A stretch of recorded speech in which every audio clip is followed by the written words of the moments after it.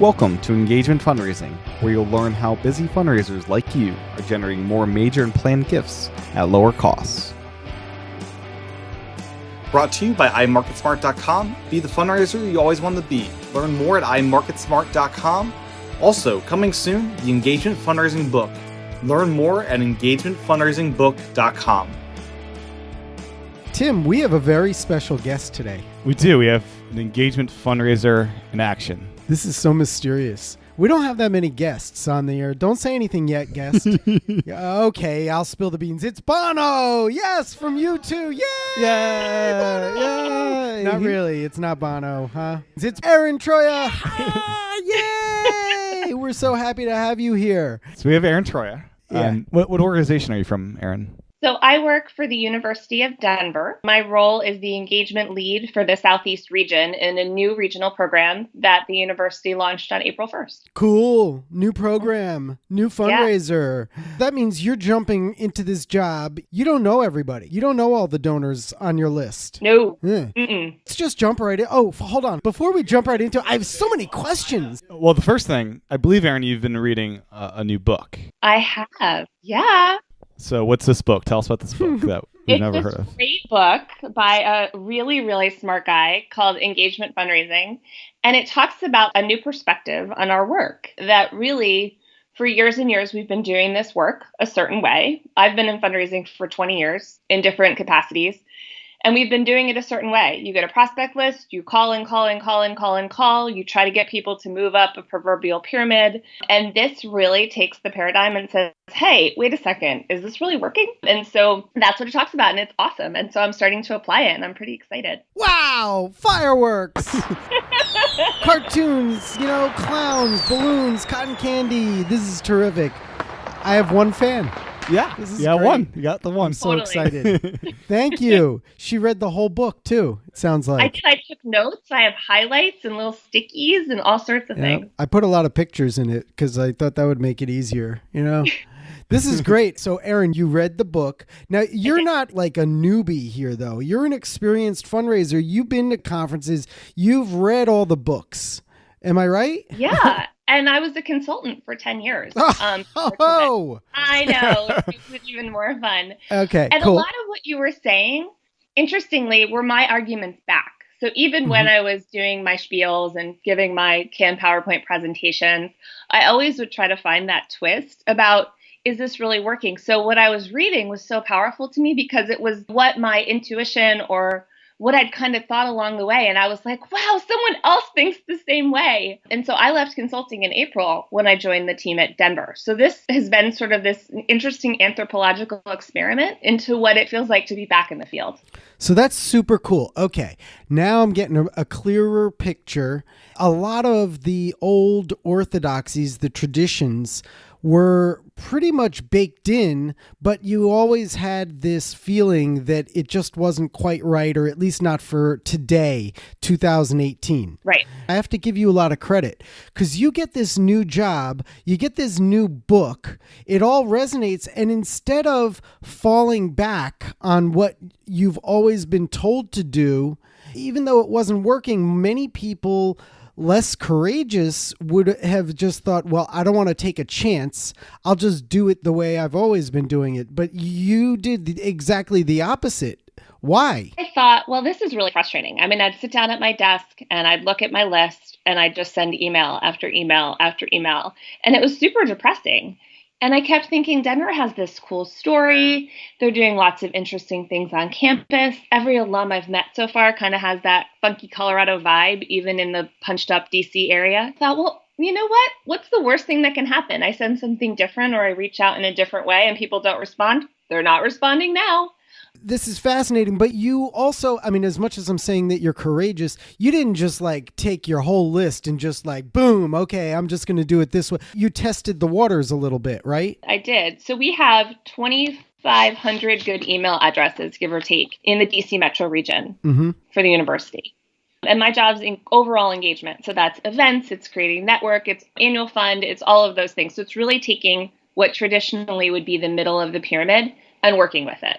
And then I, of course, in traditional fashion, would toss them up to a DOD and they would work on it. Well, what I liked about Denver and why I joined the team was that the VP thought a little bit differently. So he's charged us within our regions. We have metrics, we have goals, which I'm on board with. I like some structure. But he said, think a little differently. So if you push the envelope a little bit and you try something, we're okay with that. So I feel like I've also got a little bit of freedom to play. Not a ton. I still have to record all my actions. We're still following a moves management system. I still have to do all the things, but we've had the ability, because we're entrepreneurial and a little bit different in the regions. There's 5 regions that we're able to think a little bit differently about the way we're approaching. So I felt like, okay, let me see what happens. And I did it. And then I wrote an email to my boss and said, hey, I just did this different thing, FYI. Hopefully I won't get in trouble. This is terrific because you know what? I've often said that as the leader goes, so goes the organization or their team. So it's a credit to your leader who is giving you the opportunity to test and potentially fail, but hopefully fail quickly so that you can try some other things. That's terrific. I'm glad to hear that. Yeah. In alumni relations, it's not the same as some other organizations might have their major gifts team and you're building relationships for principal gifts and all. It's more like casting a net out there. It's about getting people involved in events and things like that. And then you move to the one-to-one. Am I right about that? Absolutely. So what we talk about a lot is strengthening the thread, moving the needle. There are 5 people in my position that we talk a lot. We talk about how the thread right now is that little piece of skinny, like sewing thread, and we need to make it thicker. And so what are all the things we do to make that thread thicker along the way? And there's lots of theories and lots of ways we do it, but what we really do is expand someone's relationship with the university. And that's about dollars. It's also about connections. It's about growth. It's about career opportunities, and it's about expanding Denver's footprint, particularly in these key markets. Got it. You're reconnecting with them, re-involving them, getting them to remind themselves about the benefits that they gained from going to school there. The relationships they've gained either back then or currently, the opportunities for networking, just the opportunities to sort of recount in their mind or their mind's eye how they've grown or who they became as a result of going there and building relationships, learning all this stuff. It's quintessential to most people's lives. These are foundational times. Yes, they are. It's an important time in so many ways. One of the things that I've been observing is that there's a lot of things that they're looking for and they're hungry. Not everybody. I can't say all 2,500 of those people want to do something, but the people I've met are like, all right, let's get involved. I liked it there. That place made me happy.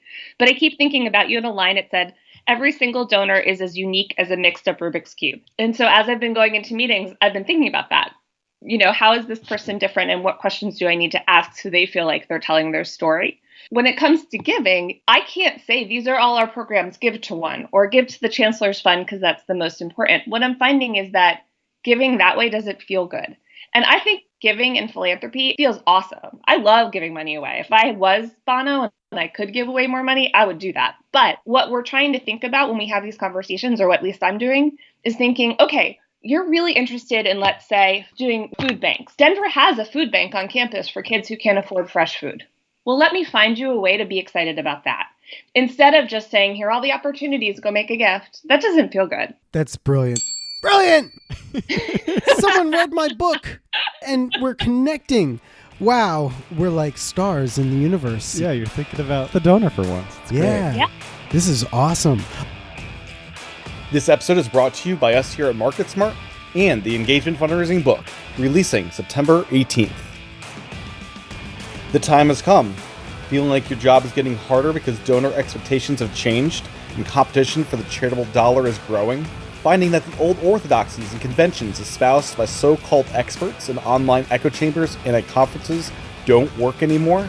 Want to help more people make an impact by facilitating their acts of philanthropy, but feel like too many obstacles keep getting in your way? Then this book is for you. Engagement Fundraising was developed from the perspective of a donor who discovered firsthand that the impersonal spray and pray approaches of his beloved charity were not only offensive, but also wasteful and ineffective. So he took action, and now you can too.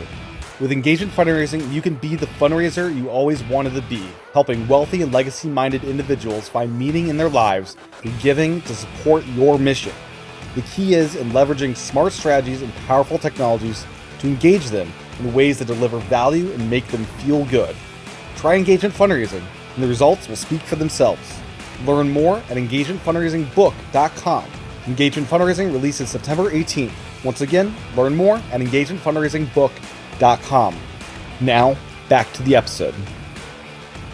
You've got to find everybody's Rubik's Cube. You've got to understand their uniqueness before you can start to ask. This isn't a one-size-fits-all strategy, and that's what really pisses donors off, is that they're treated like that too often. So when someone comes around like you who actually shows interest, then that bottled up yearning and desire to do something, to get involved, to have fun, to reconnect, that gets unleashed in a big way, and they almost like breathe a sigh of relief saying, thank you. Finally, she's here. This is the fundraiser I've been looking for. This is the facilitator and the conduit.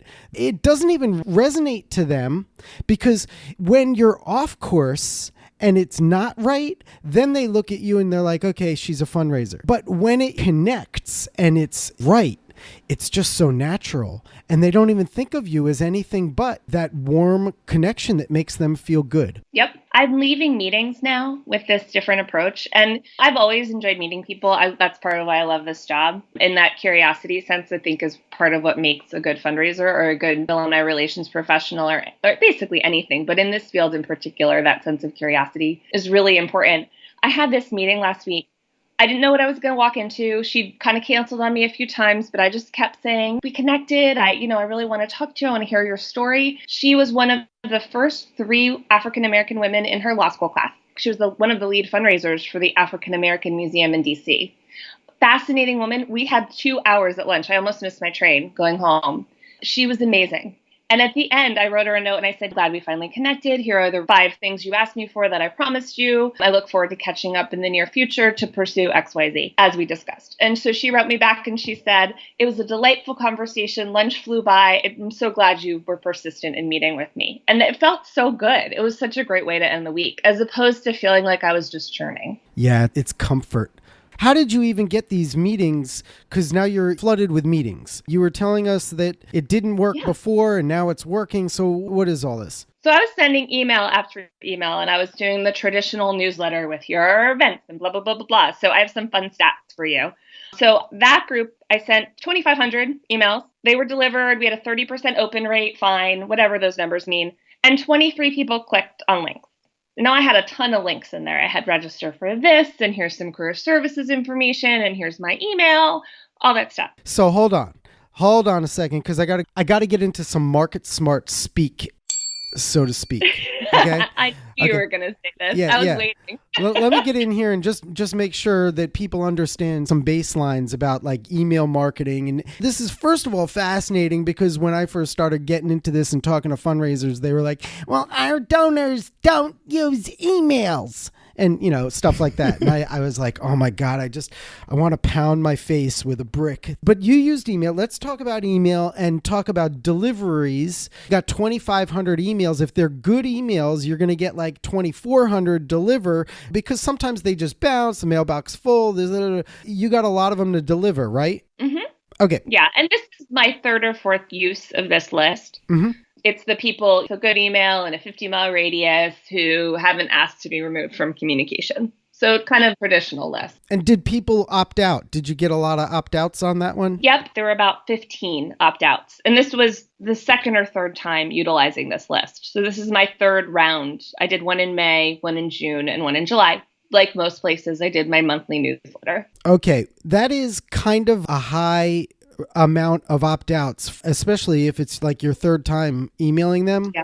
The 30% open rate, what these things tell us is that you got a good list because they're delivering, number 1. Mm-hmm. Number 2, it's a pretty good list because when people see that they're getting something from you really as a representative of your institution, they open it But I have to also put a big asterisk on that because open rates are not really a good indicator of necessarily anything, since a lot of people will open things when they're not really interested or they just are flipping through their phone and this and that. So it's kind of a weak indicator, but 30% is still pretty high, even considering that it's not something. Here's the clincher of whether, and this is why I call it engagement fundraising, is the question is, did they engage? No. So out of, well, you know the answer. Okay, it's a rhetorical question, Erin. This is my show.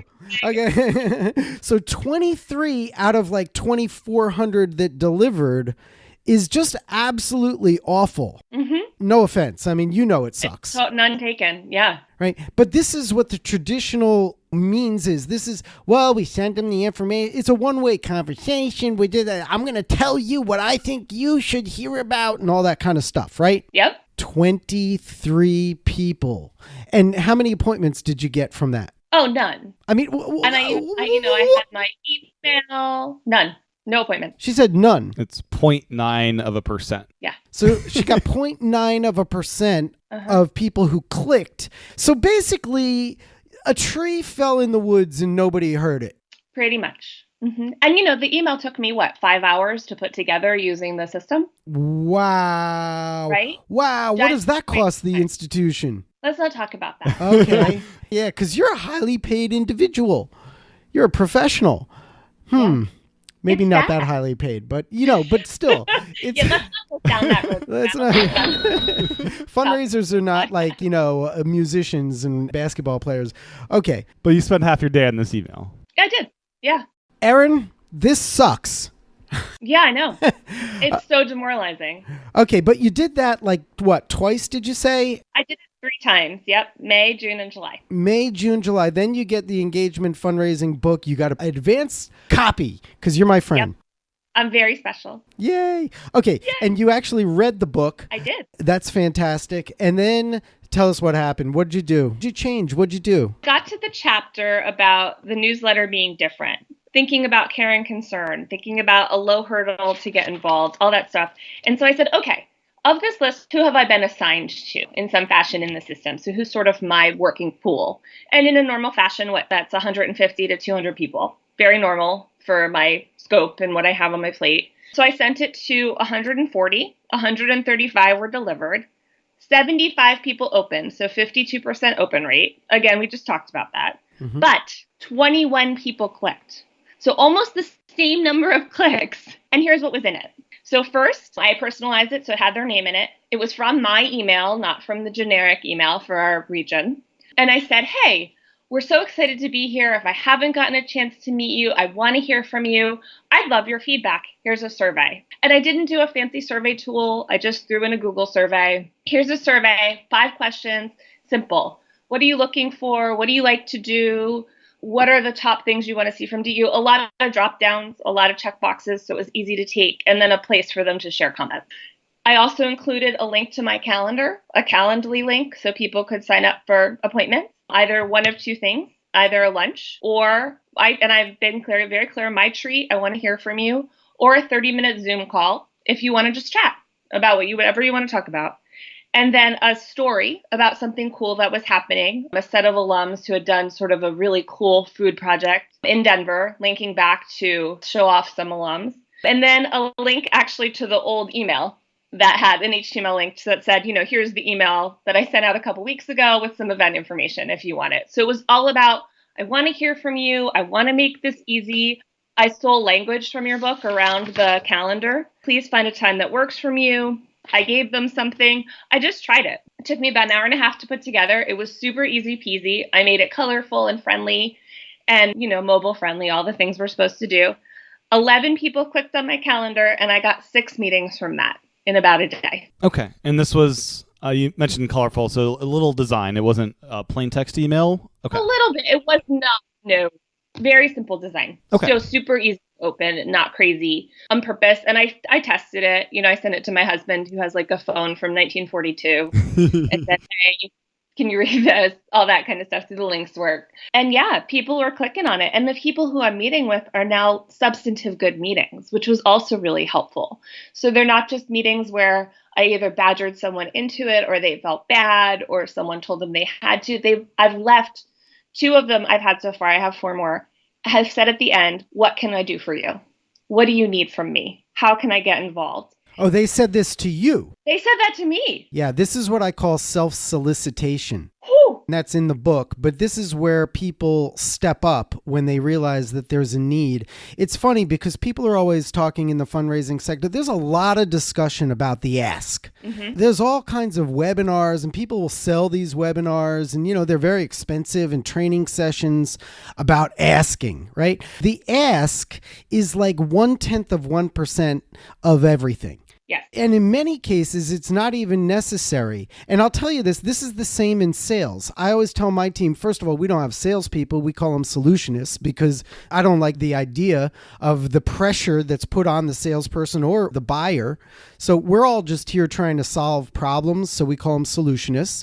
But also I say, generally speaking, do not have to ask for the sale. You do not have to ask for the order because if you do everything right up until that point, the customer, and in this case, the donor, will come forward and ask you for the contract. They'll ask you how they can give. This has been proven, by the way, proven big time in a book called Spin Selling, which is written by a guy named Neil Rackham in the 80s, where he went on something crazy. I think it was like 30,000 sales calls, not just him, but I mean his staff, his researchers went on sales calls and visits, to see how does the best in class really make sales happen.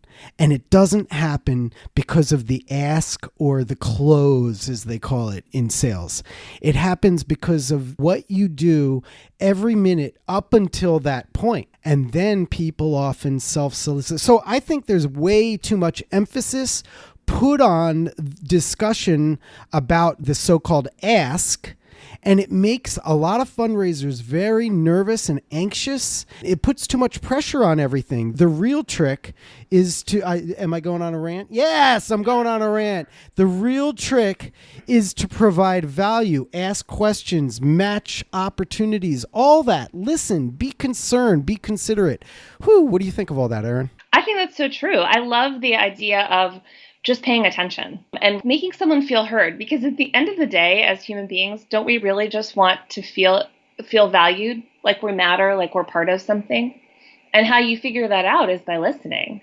I've always told people in trainings, you should talk about 20% of the time, kind of reverse Pareto principle. You should be talking a lot less than you're listening. And every fundraiser I've ever encountered in any training I've ever done has been afraid of the ask. A lot of people say, I could never do that because I'm afraid of asking. And I say the same thing. It's such a small percentage and it should never feel bad. It should always feel good because it's awesome. It is awesome. And especially because the ask shouldn't happen when there's a disconnect. No. Like, why even bother then? Then, I mean, you're only going to be met with agitation on the side of the donor because the time is not right and the proposition isn't right. Oh, I've been there. One of the first things I read, there was like some quote or something from somebody, I don't know, one of these bullshit orthodoxies that says that the number one reason why people don't give is because they weren't asked. And I'm like, well, the way it's followed up, that little message, is they say, well, because one time I asked a donor, why haven't you given? And they say, well, nobody ever asked. Okay, this is not the number one reason. What they're implying is that fundraisers really need to go like quacking like ducks, like quack, quack, quack, asking people to give. And that's not it. That's not it. To me, that sounds like they're not even having conversations with donors and they're just being forgotten. And then they think, well, you know what? Because I forgot all the donors, so here's what I'll do. I'll take a shortcut because I've been in meetings and doing a bunch of nonsense.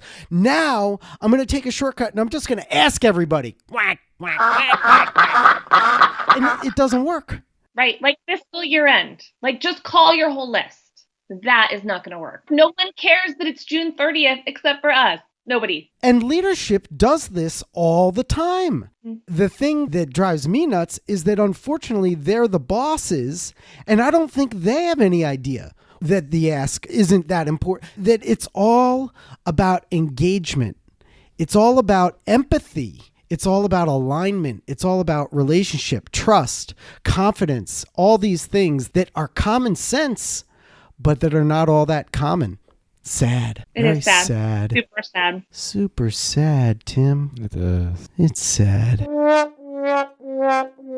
Okay, so hold on. You crushed, and let me get my head around this. I'm pretending like I'm baffled because, you know, I totally expected these results because I know this stuff works. I've been doing this in sales for, how old am I? Oh, God, I just turned 49. For a little too long. I started selling essentially when I was 14.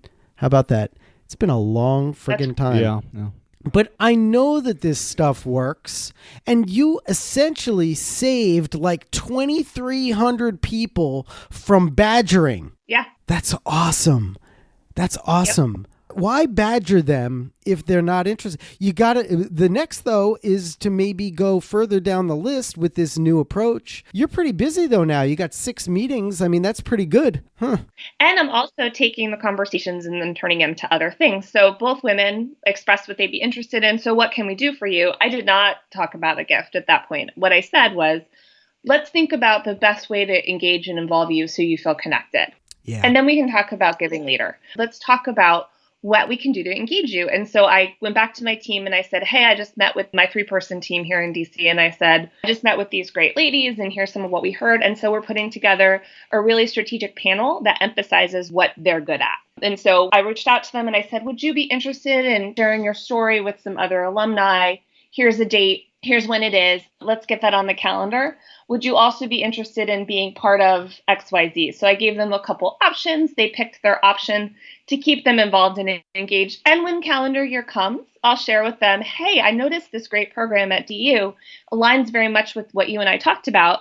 If you'd like to make a gift, here's how you do it. Brilliant. And I think they'll be more likely to give. So I'm hoping instead of just ending it with an ask, it was more of the start of a really wonderful conversation and a relationship, because all I am is a teapot.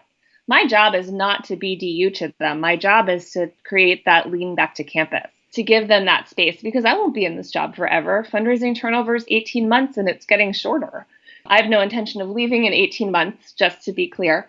But I do know that someday someone else will do this and it should feel the same way. This is great. And so what I see that you're recognizing is what I call the consideration continuum. People sort of vacillate. They go back and forth, in and out. Claire Axelrad, a friend of mine who's famous in the space, she calls it a vortex. I mean, look, donors have other lives. They're not only thinking about you, your institution, you know, they're kind of like a vortex coming in and out, and they're moving forward and backward in relation to how much they want to be involved and whether or not they want to give. So you're recognizing where people are in the consideration continuum and acknowledging that you're not going to push them too far, too fast, because the time is just not right. Mm-hmm. You have to provide value in relation to where they are in the consideration continuum. And then when they're at the stage of desire and considering taking action, that's when you can push along or nudge gently or show them opportunities to give. Yep. That's exactly right. Brilliant. Brilliant. Because I've been in the you ask someone who's not ready space. I was a new fundraiser and was a new major gift officer. And there was this guy who had been shoved from portfolio to portfolio. And my boss said, just go ask him. Go take him out and ask him for $1 million gift. Just go ask him. And being new and wanting to do a good job, I was like, okay. So I go, I take him to lunch and we sit down and we don't even have water yet. And he says, why are you here? And I start doing the thing where you ask all the questions and, you know, tell me about your experience. No, he was a lawyer in DC. Why are you here? So I said, you know, Mr. So-and-so, I know we've been chatting for a long time. You have with this institution, and we'd love for you to consider a gift of $1 million because that's how I was trained. So I did exactly what the book said to do, right?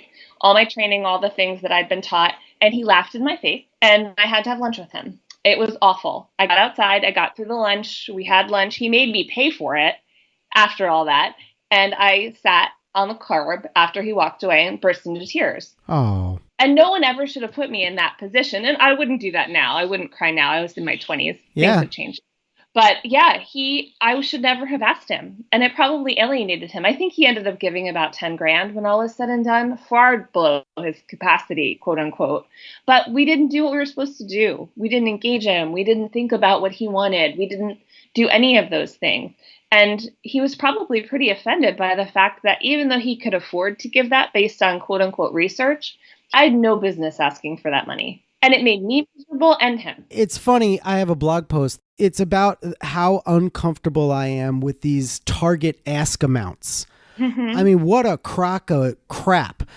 Target ask amount. You don't even know the person, and some like RFM calculation or some artificial intelligence is going to tell you how much you should be asking some donor for. Like there's a mathematical equation to know how generous someone's heart is. Like, right. yeah. Right. It's complete nonsense. Yet I see more and more providers, quote unquote competitors, putting these things in their software and displaying them to fundraisers. What on earth are they? What? Are you crazy? You can't. And they say, well, but this takes into account the wealth screening. But the wealth screening, most wealthy people hide their money. You don't know how much money. You don't know if they're taking care of their mother. You don't know if they're in a big lawsuit. You got to find out where they are. You got to talk to them. Right. This is nuts. Nuts. And Greg, don't tell me how to spend my money. If I want to buy a $4 freaking coffee every day, I'm going to go buy a $4 coffee every day. Don't tell me to give my coffee to you. That doesn't make me want to give or feel good about your mission or any of those things. You just made me feel bad about my Starbucks. Yeah. You know? Yeah. Yeah. Yeah. All right, I'm ready to I fight. don't need to feel bad about that. This is great. I love Erin's passion, and I love the fact that you're a fan. So, of course, I love you. You're the best thing that's ever. I need like 1 million of you, and not to buy the book. I mean, that would be nice, but it's just that. Well, by the way, all the money from the proceeds of the sale of the book go to charity. Yeah, Oh, that's yeah. Greg, that's so cool. I love that. I didn't even know that, and I liked it so much. Well, you know what? Thank you. I don't need the money from the sale of the book. That's not how I make money. And I've done okay. I mean, I've had other previous careers and businesses and real estate and all that kind of stuff. I'm okay. I don't need to make, $9 a book or whatever it is. And that's why I self-published it also, because I didn't want the publisher to get like 80%. What do they need? They don't need the money. So it's all going to diabetes research. This episode is brought to you by the Engagement Fundraising book, which will soon be available as an audiobook. Here's a sample minute from the chapter Erin referenced earlier in this episode. Tips for creating surveys.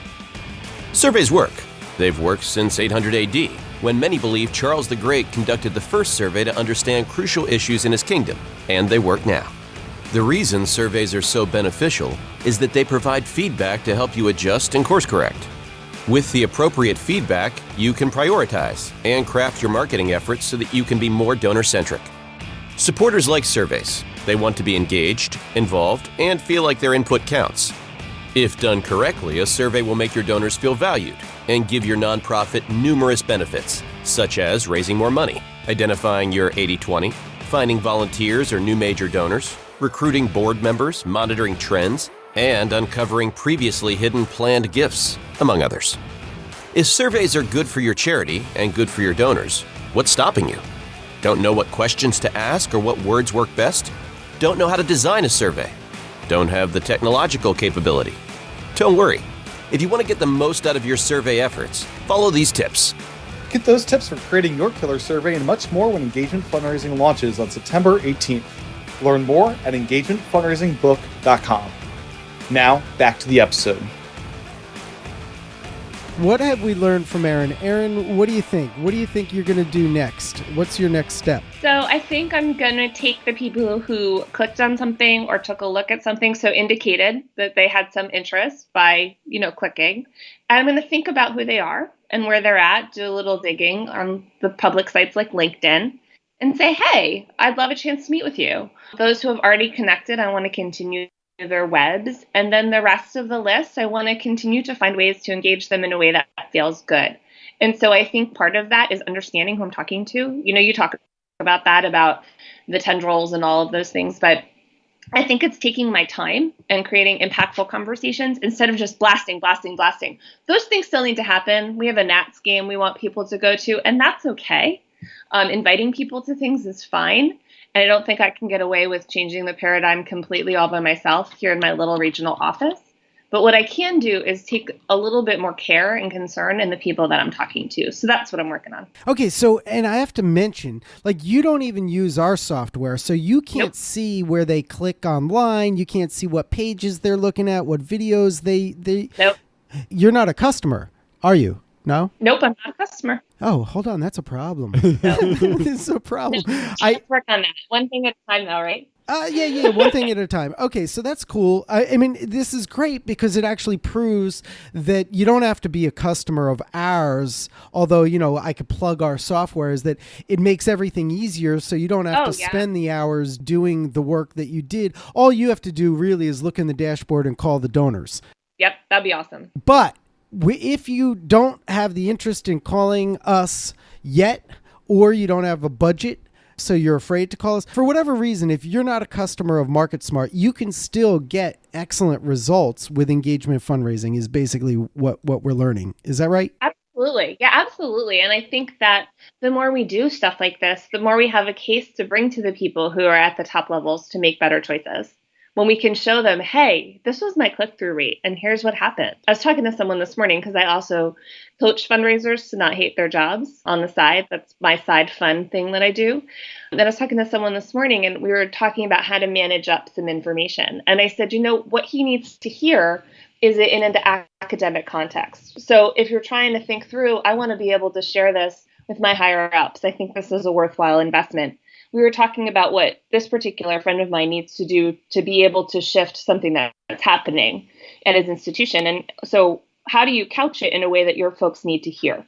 And so I think when we want to change the way we're doing something, we have to test it, and then we can bring it forward. I also think as folks who are more technologically savvy and who think differently get into some of these key leadership roles, I think there's more opportunity to make changes too. So Erin, something I'm curious about. Yeah. Has the way you cultivate changed since you started this more personalized approach, now that you don't need the mass emails to be the way you fundraise? Are you doing less asking in that mass email and more go to this Nats game and more informing them? For sure. More informing. Yeah. Informing and offering value, it sounds like. Mostly offering value. Yeah. Offering value. And that's sort of my statement. So we had a call with the 5 people in my position yesterday afternoon, and I sent them a quote. And I was like, hey, guys, let's think about how we're offering value. And we brainstormed some ideas that we could all share around that. And that was kind of fun. So I think that will continue to shift, at least our culture in the regional team. I think that's the overall vision, is how do we add that value? And DU is doing a lot of that, which is pretty cool in the community. And we want to be able to mirror that back. So, well, you get a gold star. Tim, here, I'm going to pull up and boom, there's the gold star. And you get a smiley sticker. Tim, where's the smiley stickers? Okay, there you go. Smiley sticker and a gold star. Wow. Congratulations, Erin. I'm so happy to have met you. I'm so thrilled that this is making a difference. And listen, any final words for the audience? Thank you, first of all, for letting me come chat with you guys. I think just try something. Try something different. The worst thing that can happen probably won't work, or it will. And you'll be really excited about what happens next. But if we don't try new things, then we're going to keep doing things the same way, and it's clearly not working. Thank you for listening to this episode of Engagement Fundraising. If you like the show, make sure to review it on iTunes and pass it along to a colleague. If you're curious about what we do, check out iMarketSmart.com, and don't forget to learn more about the Engagement Fundraising book at engagementfundraisingbook.com. Thanks again for listening to this episode of Engagement Fundraising.